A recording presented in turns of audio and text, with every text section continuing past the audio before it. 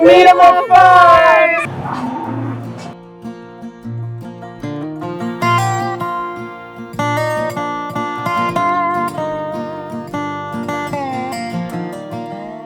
The calves are born here, and then when they are born, they're moved over to the calf barn where they're monitored, and they grow to the point where they're weaned and they're no longer taking milk.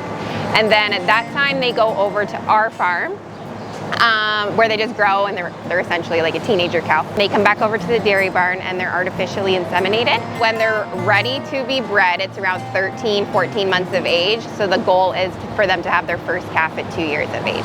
And then from there, once they're confirmed bred, the vet checks her every 2 weeks. The vet comes in and checks the herd. Once they're pregnant, we milk them to about 60 days of calving.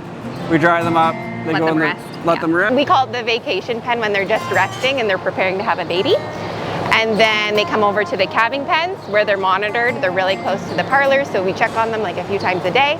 That group of cows are on a different ration as well. It's a lower energy ration. Once the cows go in the dry period, we want them just maintain their body weight. We don't want them getting fatter, don't want them getting skinnier. So they're on a diet balanced by our nutritionists to maximize these cows' dry period and the calving healthy and ready to go for the next lactation. We're here in the calf barn right now. We try to get the calves out of the barn as soon as we can, just so they don't pick up any bacteria or anything they can get sick over there. So we bring them over here. We make sure that they get their 6 liters of colostrum as soon as we can get the cows milked, or we feed them dried colostrum. They come in the calf barn, they come in the hutches for about 3 to 4 days until they learn how to drink the bottle by themselves. And then we move them in the group housing, as you see here. We here have robotic calf feeders. They enter the calf feeder here, it reads their ear tag, and it kind of dispenses the amount of milk they need per day.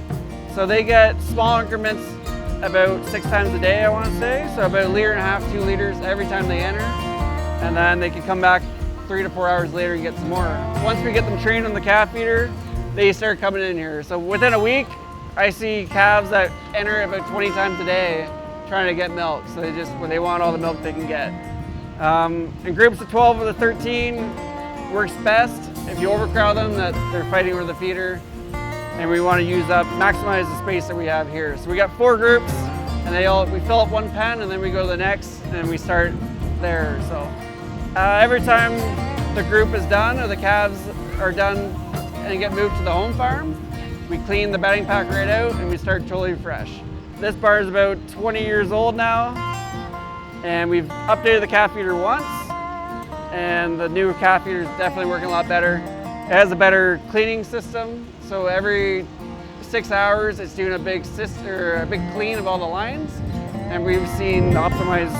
The calf health has been a lot better. When they're young, they're going to pick up anything they can and can get sick on us. So we try to prevent that and invest in the proper equipment to keep these calves healthy.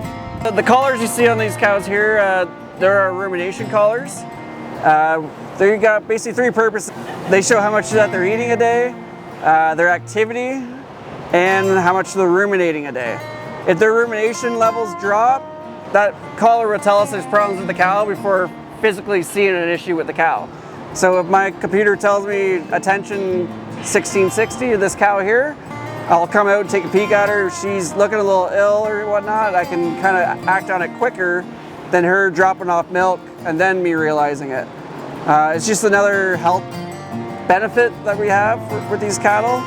It's easier to monitor them and help them along the way, especially with the amount of cows we have. It's tougher to see just one a day or whatever. So these collars help a lot. Plus with the activity, basically do 90% of our breeding off of the activity on the cows. Before these collars, I'd kind of have to physically see the cow in heat, standing heat, and then breed her maybe 6 to 12 hours later. And that's what I was based off of. Now these collars are telling me the best time to breed them for the best chance to get them pregnant. So this is the crowding gate, this here. So like at milking time, those gates behind you will open up and the cows will feed in through here. This gate will push back and lower. And then there's a button in the parlor. It's all automatic and it will push the cows into the parlor as they get through the milking. The cows are in here. We got a double 12 parlor here. All their information will come up on the screen here. If it's a fresh cow, it'll warn us that it needs to go in the bucket. Usually cows will have a red leg band on it anyways to make sure we don't milk colostrum or put anything medicated into the milk tank. That'd be very bad. But from here, we can see how much milk they're giving. So at the end of the milking, they'll tell us the plus or minus if they're up from their normal milk or down. If they're way down, obviously we're gonna get alarmed on a computer system, or we can, maybe they just didn't get prepped properly and they didn't drop their milk in time. So then those guys will have to reattach the milker. Once the first 6 are washed, cleaned, and stripped, we attach the milker. It's an automatic takeoff. So when it senses the milk slowing down, it starts to realize that the cow's getting close to being done. It pulls the milker off before actually over milking it. So it pulls it off before the teat ends get damaged.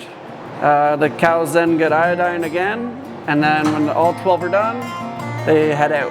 Their necklaces, we'll feed them through here and they'll be sorted back automatically into their pens. But while they're being milked, the guys are working on the other side of the parlor, getting them prepped and ready to go. So it's a never-ending cycle. It's non-stop. Yeah, it's non-stop in here. There's like no downtime.